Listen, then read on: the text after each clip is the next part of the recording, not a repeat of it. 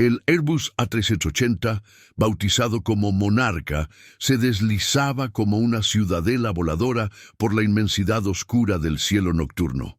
A bordo del vuelo 714, que había partido de la Ciudad de México con destino a Madrid, reinaba la paz característica de las travesías transatlánticas.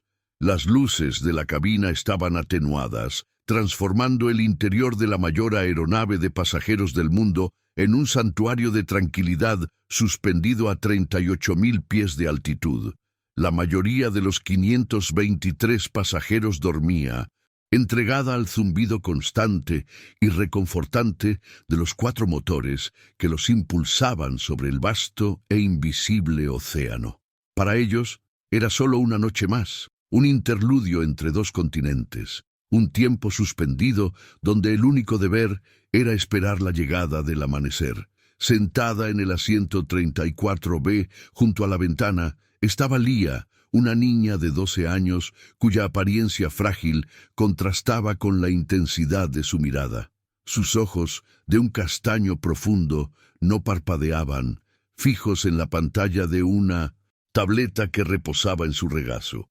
Sus delgados dedos se movían con una precisión quirúrgica sobre la pantalla, ejecutando comandos complejos con una velocidad impresionante.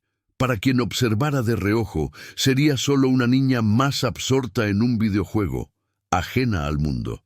Sin embargo, lo que se desarrollaba en su pantalla era un universo de lógica pura, un simulador de vuelo ultrarrealista que replicaba con perfección cada instrumento y sistema de la aeronave. Lo que los demás no podían ver era la compleja arquitectura de su mente. Lía era autista y su cerebro procesaba el mundo de una manera única.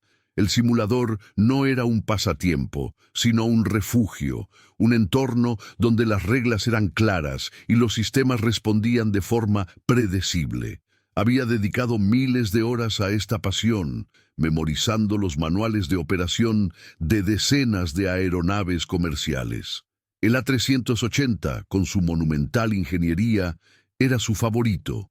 Conocía cada botón, cada protocolo de emergencia, cada sonido que el avión debía o no hacer. Su mente, un archivo vasto y perfectamente organizado, guardaba información que pilotos experimentados tardarían años en dominar. A su lado, su madre, Ana, la observaba con una mezcla de orgullo y una aprensión que nunca la abandonaba por completo. Ana conocía la genialidad de su hija, pero también conocía el mundo y sus juicios apresurados. Viajaban a una conferencia sobre neurodiversidad en Madrid, un viaje que Ana esperaba que fuera un paso para que el mundo entendiera mejor mentes como la de Lía. Ella veía el hiperfoco de su hija no como una limitación, sino como un superpoder dormido, una llama brillante que la mayoría de las personas, desafortunadamente, era incapaz de ver. Ana acarició suavemente el cabello de Lía, un gesto de amor y protección. Lía no necesitaba la aprobación de nadie, solo la oportunidad de mostrar su verdadero potencial. Y hablando de potencial, estamos en nuestro propio viaje aquí en el canal para alcanzar la meta de 1000 suscriptores. Y tu ayuda es fundamental. Queremos saber hasta dónde llega nuestro mensaje. Así que por favor, comenta desde qué ciudad, estado o país nos estás viendo ahora. Así como Lía, que estaba a punto de mostrar su fuerza al mundo. Cada suscripción nos ayuda a mostrar la fuerza de nuestra comunidad. Saber que estás ahí nos inspira a seguir compartiendo estas historias de superación y esperanza. Unas filas más adelante, en la opulencia de la primera clase, estaba Artur Montenegro, un magnate de la tecnología de 50 años. Su expresión era una máscara de impaciencia y arrogancia, el rostro de un hombre acostumbrado a tener el mundo a sus pies. Sus ojos pasaron rápidamente por Lía y su madre durante el embarque, y las descartó con un desdén casi imperceptible. En su mente, Lía era solo una niña extraña, retraída y probablemente problemática, un pequeño defecto en el viaje perfectamente orquestado por el que había pagado. Él veía su comportamiento como un fallo, una incapacidad de conformarse al estándar que consideraba normal. Arthur era producto de un mundo que valora la extroversión, la competencia agresiva y los resultados tangibles. Su fortuna se había construido sobre la lógica fría de los negocios, y no tenía tiempo ni paciencia para lo que no podía entender o controlar. La neurodiversidad, para él, era solo un término políticamente correcto para justificar debilidades. Al ver a Leah tan inmersa en su jueguito, sintió una punzada de irritación. Para él, esa niña representaba una desconexión con la realidad, un ejemplo de una generación que se refugiaba en pantallas en lugar de enfrentar el mundo real. Mal sabía él que la realidad de Leah era infinitamente más compleja. La percepción de Arthur era un eco de la visión general de los pocos pasajeros que notaron a la niña. Para ellos, Leah era una figura invisible, una presencia silenciosa y anónima en medio de la multitud. Una auxiliar de vuelo le sonrió al pasar, una sonrisa profesional que no esperaba respuesta y, de hecho, no la recibió. Leah permaneció inmóvil, su enfoque inquebrantable, perdida en cálculos de altitud, velocidad y consumo de combustible. Vivía en su propio mundo, y todos a su alrededor, sin excepción, creían que ese mundo era pequeño y limitado. La ironía era que en ese momento el universo dentro de la mente de Leah era más vasto que el propio cielo. Lo que nadie imaginaba era la profundidad del conocimiento de Leah. Su pasión por la aviación no era superficial, no solo jugaba en el simulador. Realizaba experimentos, probaba los límites de los sistemas, simulaba fallos catastróficos y ejecutaba procedimientos de emergencia con una calma que rayaba en lo sobrenatural. Su estantería en casa no estaba llena de cuentos de hadas, sino de manuales técnicos de Boeing, Airbus y Embraer. Los estudiaba con la devoción de un erudito, fascinada por la compleja danza entre física, ingeniería e informática que mantenía aquellas colosales máquinas en el aire. Mientras el servicio de a bordo continuaba su rutina silenciosa, Leah procesaba el entorno de una forma que nadie más a bordo era capaz. Sentía el ligero cambio en la vibración del suelo cuando el tren de aterrizaje se ajustaba mínimamente en su compartimento. Oía la sutil alteración en la frecuencia del motor número 3, un sonido casi imperceptible que indicaba una minúscula variación de rendimiento. Para todos, era solo el ruido de fondo del viaje. Para Leah, era información. Su mente, constantemente, analizando patrones, catalogaba cada estímulo como un dato a procesar. Ana intentó, una vez más, una pequeña interacción. «¿Quieres un poco de agua, cariño?», preguntó, su voz un susurro para no perturbar la concentración de su hija. Leah no respondió. Sus ojos no se desviaron de la pantalla, donde ejecutaba una maniobra compleja para compensar una ráfaga de viento simulada. Ana suspiró, no con frustración, sino con la resignación amorosa de quien entiende que la comunicación con su hija opera en otros canales. Tomó una botella de agua para sí misma, contenta de simplemente estar allí, sirviendo como un ancla para la mente brillante de su hija. El vuelo proseguía en su estado de normalidad absoluta, una cápsula de vida ordenada suspendida sobre la oscuridad caótica del océano Atlántico. La tripulación en la cabina de mando monitoreaba los instrumentos, con el piloto automático manteniendo el curso con una precisión infalible. Todo funcionaba como debía, un testimonio del ingenio humano.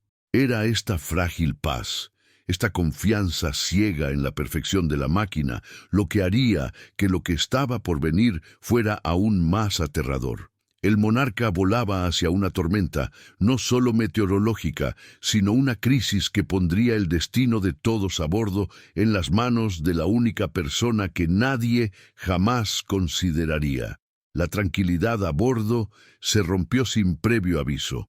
Una sacudida violenta estremeció el fuselaje del A380, despertando a los pasajeros de su sueño y esparciendo una ola de aprensión por la cabina. No fue una turbulencia común, fue un golpe seco y brutal, como si el avión hubiera chocado contra una pared invisible en el cielo.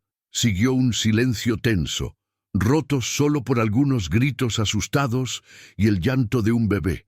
Las luces de abrocharse los cinturones parpadearon con urgencia, pero la orden ya era tardía.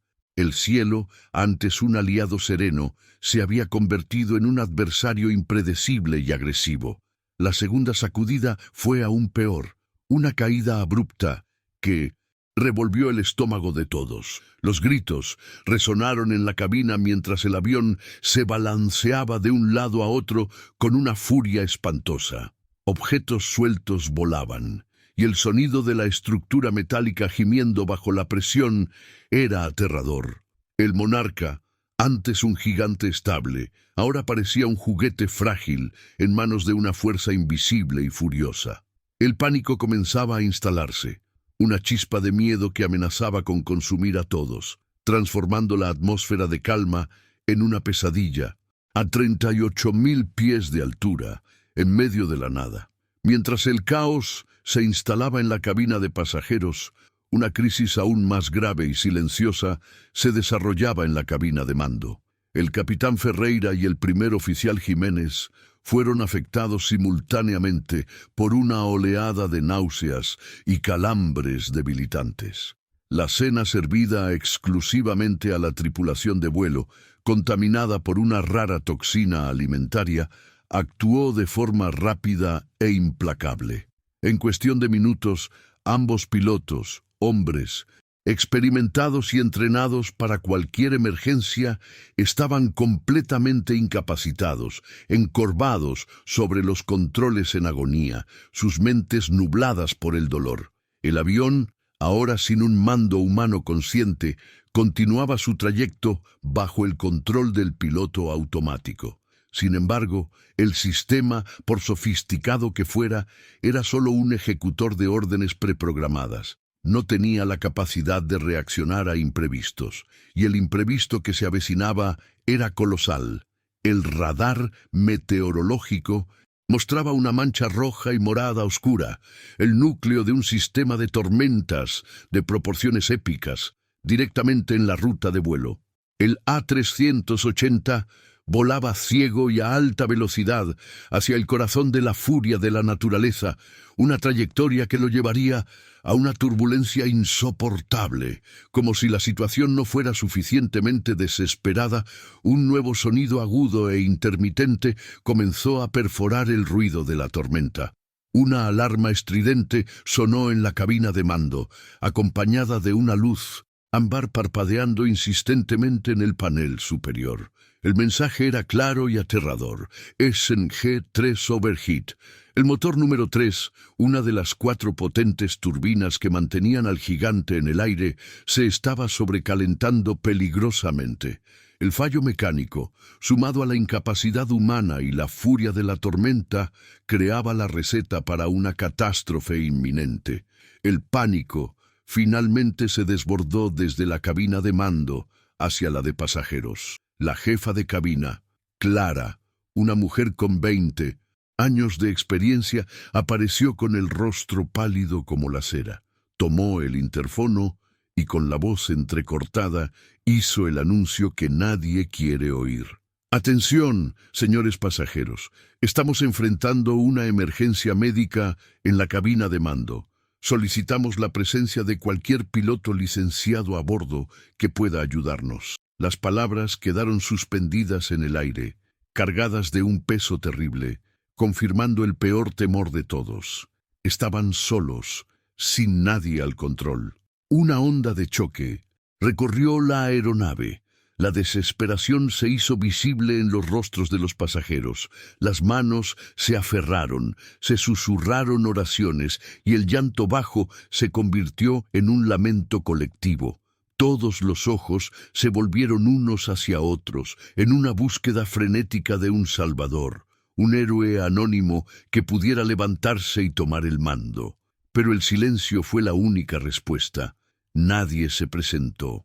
El vuelo 714 era una pequeña nación de 523 almas a la deriva, sin liderazgo, observando su propio fin, acercarse a cada segundo que pasaba. La esperanza, frágil, comenzaba a desmoronarse. En medio del pandemonio creciente, Lía permanecía en su asiento, una isla de calma en un océano de pánico. Sus ojos estaban cerrados y su cuerpo estaba inmóvil, pero su mente trabajaba a una velocidad vertiginosa. No tenía miedo, estaba analizando el gemido del fuselaje, la frecuencia de la alarma del motor, la inclinación irregular de las alas.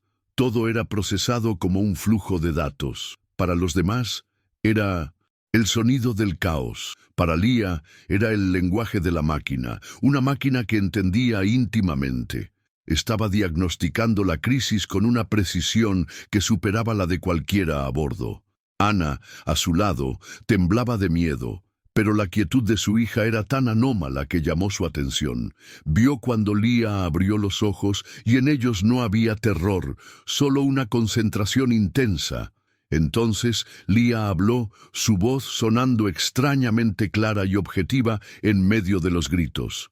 El motor 3 se está sobrecalentando. La turbina va a entrar en pérdida si no cortan la potencia. Necesitan desviarse 15 grados al norte para evitar lo peor del frente frío. Ahora. Las palabras eran un diagnóstico técnico, una solución concisa para un problema mortal, dichas por una niña de 12 años. Aferrándose a esta chispa de lógica en un mundo que se deshacía, Ana tomó una decisión.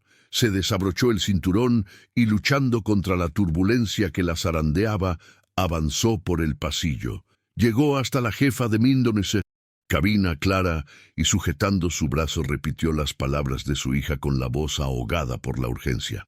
Mi hija, ella sabe qué hacer. El motor 3, el desvío al norte. Por favor, escuche. Era un ruego desesperado. La apuesta final de una madre que veía una oportunidad donde todos los demás veían solo el final. Clara, la jefa de cabina, miró a Ana con ojos que reflejaban el estrés y la incredulidad. Su mente, entrenada para seguir protocolos rígidos, no podía procesar la idea. ¿Una niña? En medio de una emergencia de nivel máximo, la sugerencia sonaba a delirio, producto del pánico de una madre. «Señora, por favor, vuelva a su asiento. Estamos haciendo todo lo posible», dijo, su voz firme pero exhausta. La negativa era comprensible, lógica, pero en esas circunstancias la lógica estándar ya no aplicaba. Cada segundo perdido era un paso más hacia el desastre. Fue entonces cuando Arthur Montenegro, que todo lo observaba desde su asiento privilegiado, decidió intervenir. Su voz, alta y cargada de desprecio, cortó el aire. «Esto es el colmo del absurdo. ¿Ahora vamos a seguir las instrucciones de una niña que ni siquiera habla bien? Déjense de tonterías», se burló, mirando a Ana con puro escarnio. «Controlen a su hija y siéntense antes de que causen más pánico». Las palabras de Arthur fueron como un golpe, la personificación de todo el escepticismo y prejuicio que Lía había enfrentado en su vida, ahora amplificados en un momento de vida o muerte. Cada palabra de duda que Lía oía, sin embargo, solo la fortalecía. Sabía que el verdadero desafío no era la tormenta de afuera, sino la tormenta de incredulidad de adentro. El verdadero obstáculo era demostrarse a sí misma, ante todo, lo que podía conquistar.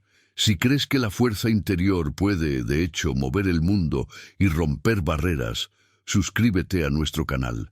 Relatos como el de Lía nos recuerdan el poder extraordinario que a menudo reside donde menos esperamos, un poder que todos, de alguna manera, poseemos. La respuesta de la naturaleza a la vacilación humana fue inmediata y brutal. El avión se zambulló violentamente y la alarma del motor 3, antes intermitente, se transformó en un chillido continuo y ensordecedor. Las luces de la cabina parpadearon y se apagaron por un segundo, sumiendo a todos en la oscuridad y provocando una nueva ola de gritos de puro terror. La burla de Arthur Montenegro murió en su garganta.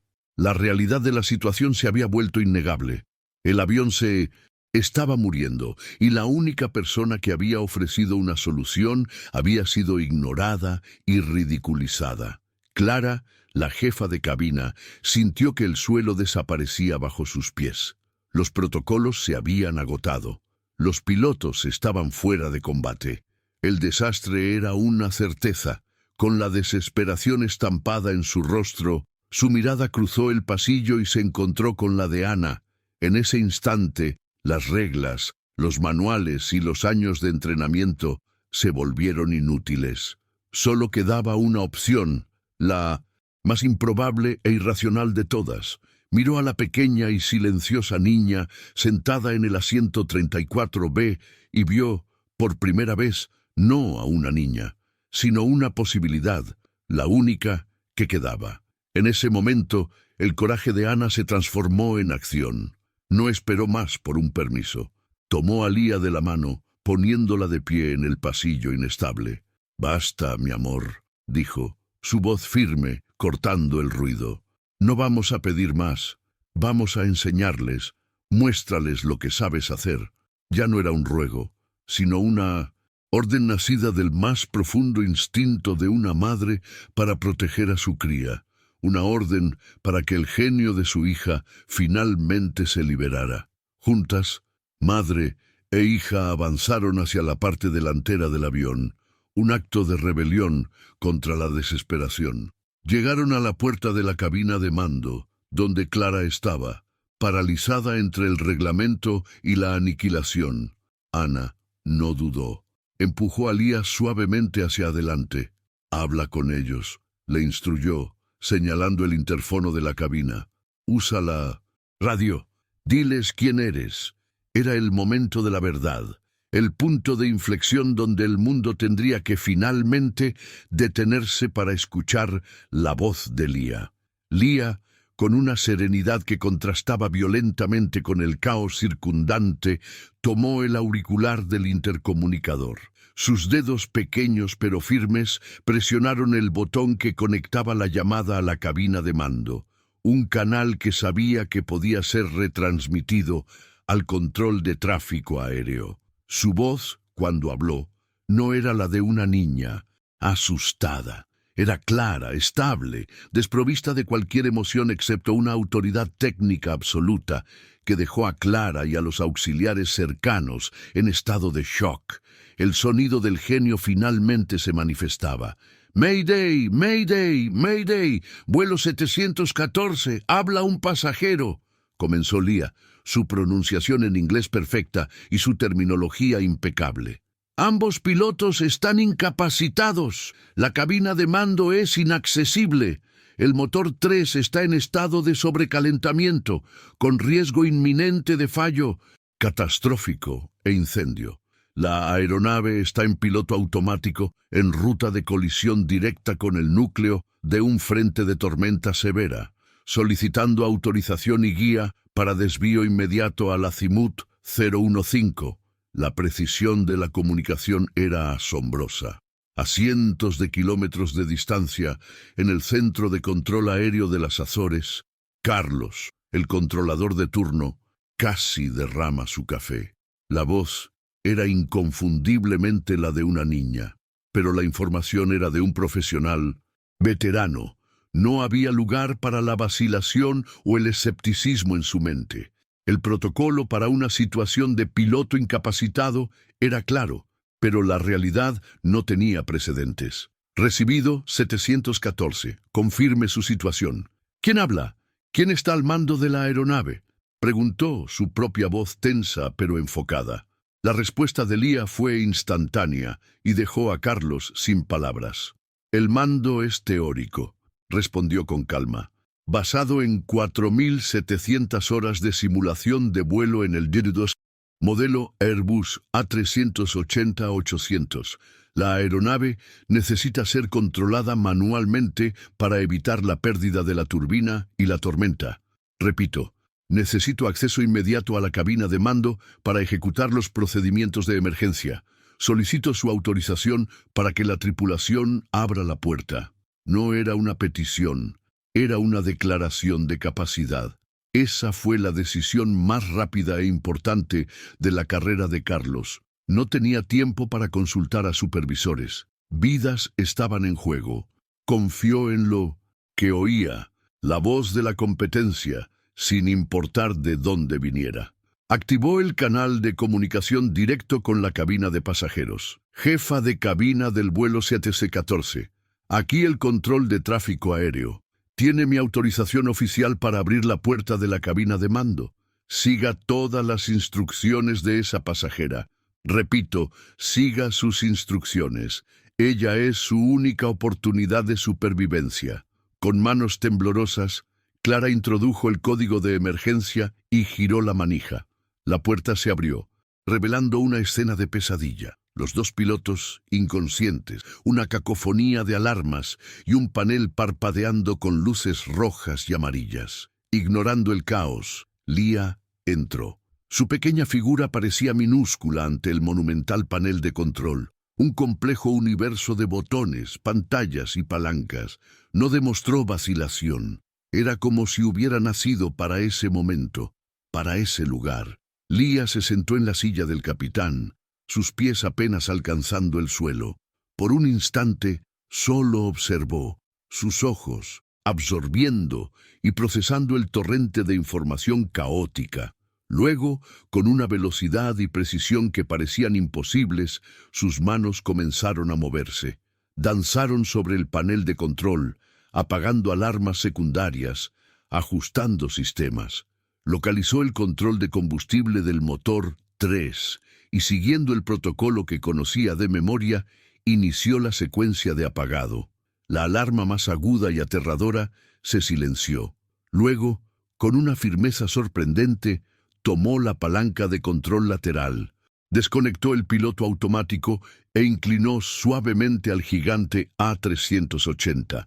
La turbulencia cesó casi por arte de magia. El avión estaba estable, seguro y volando bajo el mando de una niña de 12 años. La calma que siguió a la estabilización del vuelo fue una victoria frágil y temporal. La alarma del motor estaba silenciada y la tormenta había quedado atrás, pero la aeronave seguía siendo un gigante herido a miles de metros de altura, con los pilotos inconscientes y una tripulación en shock. La voz de Carlos, el controlador de vuelo, regresó por la radio, sonando como un ancla de cordura en medio de lo impensable. «Buen trabajo, CTC-14. Has hecho un gran trabajo», dijo, con una calma profesional que enmascaraba su propia admiración. «Ahora, la parte más difícil. Necesitamos aterrizar este avión, y necesitamos hacerlo ya». El destino fue anunciado. La base aérea de Lajes, en el archipiélago de las Azores, en Portugal. Era la única pista de aterrizaje en la vasta inmensidad del Atlántico capaz de, teóricamente, recibir un A380. Sin embargo, Carlos fue brutalmente honesto sobre las condiciones. «Lía, la pista es más corta de lo ideal para tu peso y tienes un motor menos. Además, el mismo frente de tormenta que esquivaste está pasando por allí. Espera lluvia intensa y vientos cruzados de hasta 30 nudos». La crisis en el aire se había transformado en una misión de aterrizaje en condiciones extremas. Mientras Lía procesaba las nuevas variables, el mundo allá abajo ya lo sabía. La noticia de la emergencia y de la misteriosa voz infantil al mando del vuelo 714 se había filtrado a la prensa, convirtiéndose en el evento mediático más impactante del siglo. Canales de noticias globales interrumpieron sus programaciones, mostrando el pequeño punto del avión en un rastreador de vuelo en vivo. Millones, luego miles de millones de personas alrededor del globo observaban, unidas en una mezcla de terror y fascinación. El viaje de Lía ya no era privado, cargaba con el peso de las esperanzas y los miedos del mundo entero. Dentro de la cabina, la jefa de cabina, Clara, informó a los pasajeros sobre el plan de aterrizaje de emergencia. El alivio inicial de haber sobrevivido a la tormenta fue rápidamente reemplazado por una nueva ansiedad. Habían confiado sus vidas a una salvadora anónima y ahora tendrían que mantener esa fe para el acto final, y más peligroso. En primera clase, Arthur Montenegro no podía apartar los ojos del monitor que mostraba la cámara frontal de la aeronave. Su rostro, antes una máscara de arrogancia, era ahora un retrato de puro asombro y vulnerabilidad. Estaba presenciando un milagro y una pesadilla al mismo tiempo. Por primera vez, una emoción que no era pura lógica amenazó la fortaleza mental de Leah. Al sujetar la palanca de control lateral, sintió el peso real de la aeronave, la inercia de más de 500 toneladas de metal, combustible y vidas humanas. Las simulaciones eran perfectas, pero silenciosas y ligeras. No replicaban la vibración de la estructura, la resistencia del aire, la responsabilidad abrumadora que ahora pulsaba en sus manos. La teoría era su refugio, pero la realidad era una fuerza física, brutal y aterradora. Una gota de sudor resbaló por su sien. La voz de Carlos se convirtió en su único vínculo con el mundo exterior, un salvavidas tejido por ondas de radio. La guió con una calma inquebrantable, dictando altitudes, velocidades de aproximación y configuraciones de flaps, tratándola no como a una niña, sino como a una colega piloto. Ok, Leah, inicia tu descenso. Mantén el rumbo 330. Vamos a alinearte con la pista.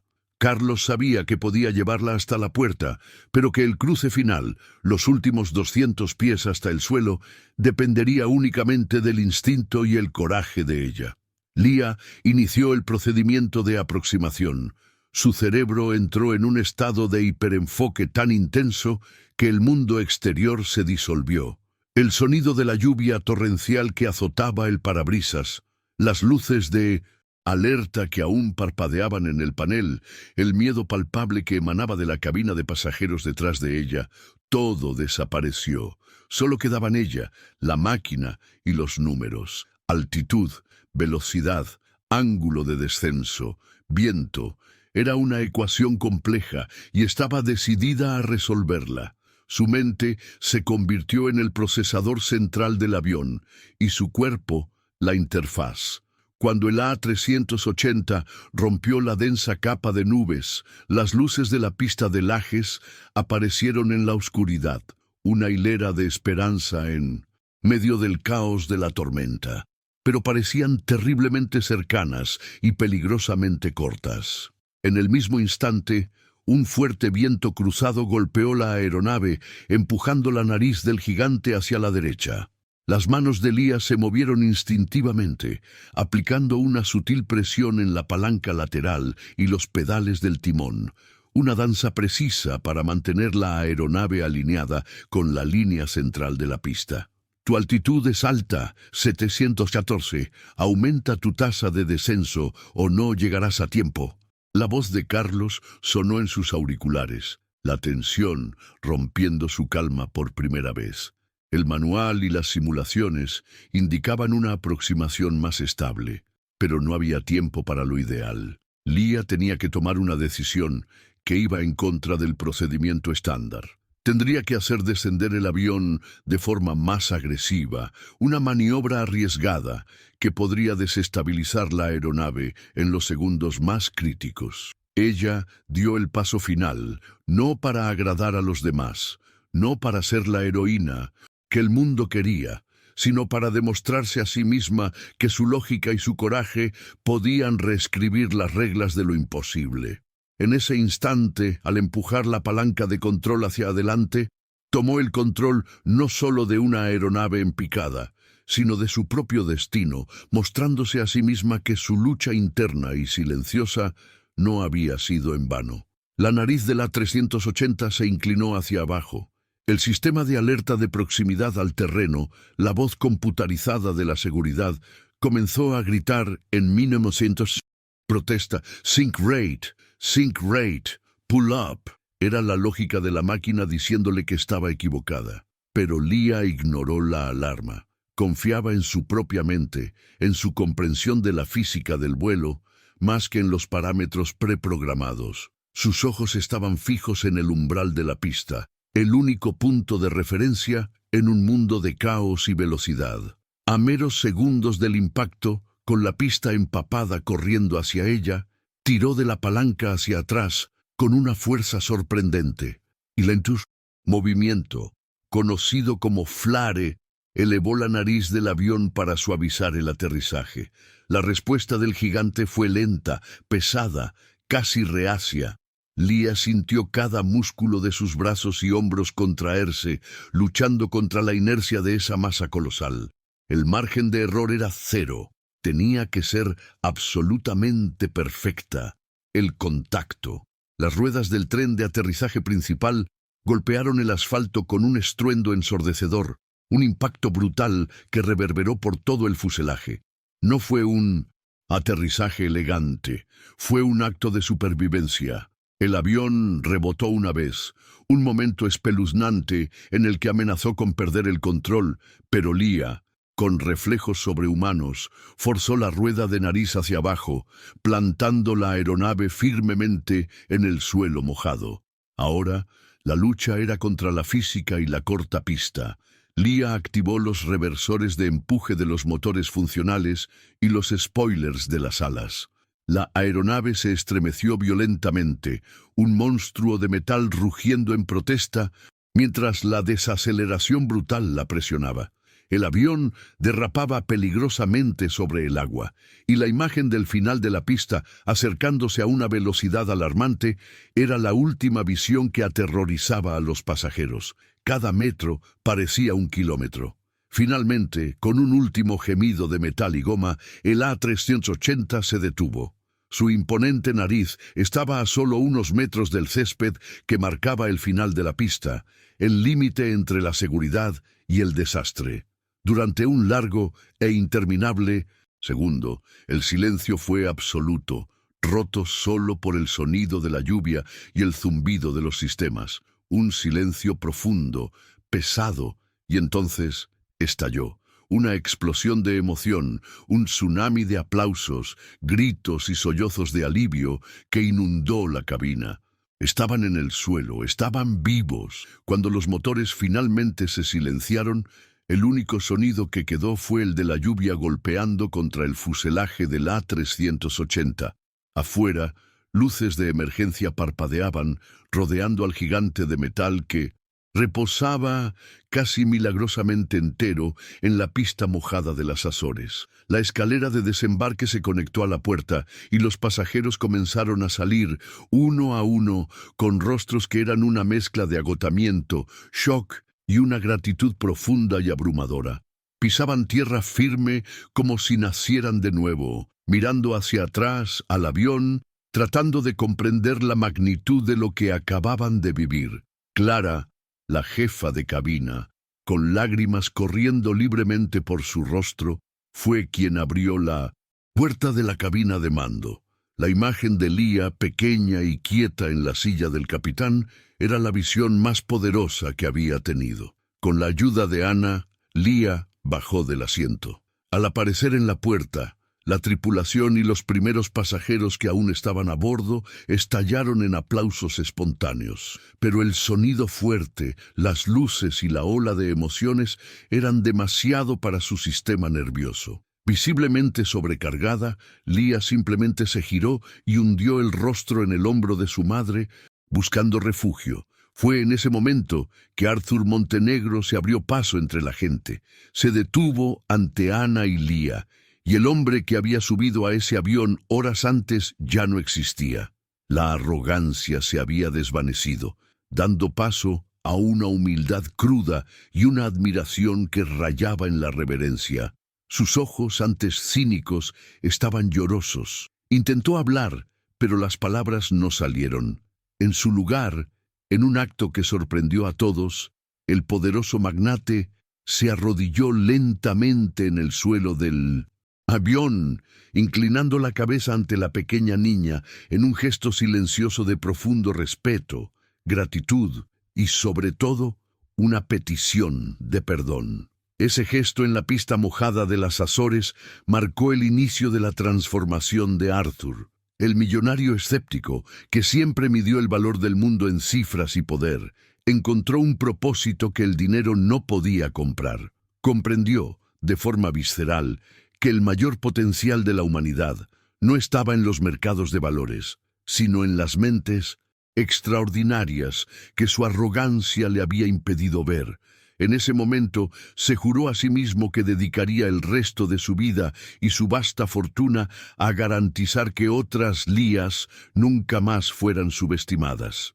Fiel a su promesa, semanas después, Arthur Montenegro sorprendió al mundo de los negocios al anunciar la creación de la Fundación Fénix.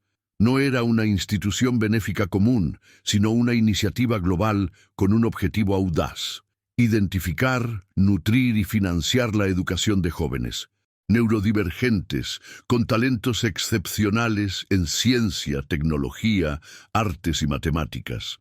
Su antigua arrogancia se había convertido en una misión apasionada, y su redención personal se convirtió en un faro de esperanza para miles de niños y familias que, hasta entonces, luchaban en silencio por aceptación y oportunidad. Mientras tanto, en su país natal, México se preparaba para celebrar a su más nueva e improbable heroína nacional. En una ceremonia solemne, celebrada en el majestuoso patio del Palacio Nacional, en el corazón de la Ciudad de México, Lía estaba de pie junto a su familia, vestida con sencillez. Rodeada por la élite política y militar del país, parecía pequeña, pero su presencia era la más imponente de todas. El presidente de la República se acercó a ella, y el presente que traía no era una simple medalla, sino un reconocimiento que honraba la verdadera naturaleza de su genio y el futuro que representaba.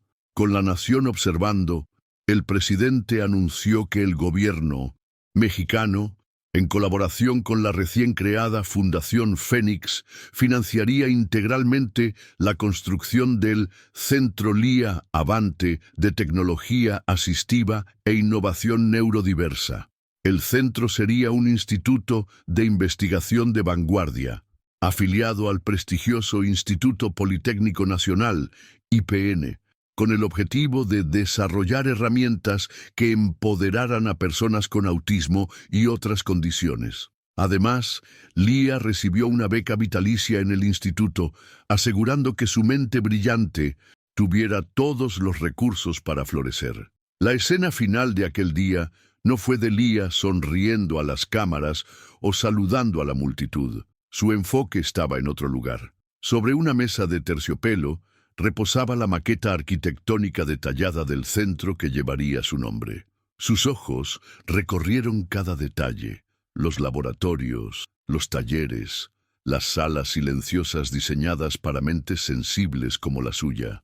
Una sonrisa discreta, la primera verdaderamente genuina que muchos le vieron dar, tocó sus labios. No veía un edificio, veía un futuro. Su acto heroico no había sido un final, sino el poderoso comienzo de un legado duradero. Lo que Lía realmente conquistó aquel día no fue la fama, la gloria o los premios. Fue la certeza de que su propia fuerza, su manera única de procesar la realidad, era su mayor don. Nos enseñó a todos que los héroes más valientes a menudo no portan armas, sino una perspectiva diferente, y que la genialidad puede florecer en los lugares más silenciosos e inesperados. Si el viaje de Lía tocó tu corazón y te hizo creer en lo imposible, suscríbete a nuestro canal y comparte este relato. Así, más personas podrán inspirarse y reconocer el potencial infinito que existe en cada uno de nosotros.